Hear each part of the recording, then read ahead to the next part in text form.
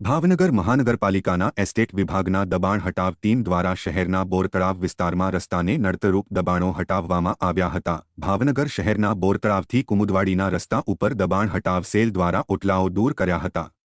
એટલું જ નહીં, દુકાનો આગળ વાહનો પાર્ક થાય નહીં તે માટે વેપારીઓ દ્વારા આડશો ઊભી કરેલ જેને દૂર કરેલ। આ ઉપરાંત રસ્તા ઉપર દબાણ કરનાર લારી કેબિનો વગેરે જેવી ચીજ વસ્તુઓને જપ્ત કરવામાં આવી હતી।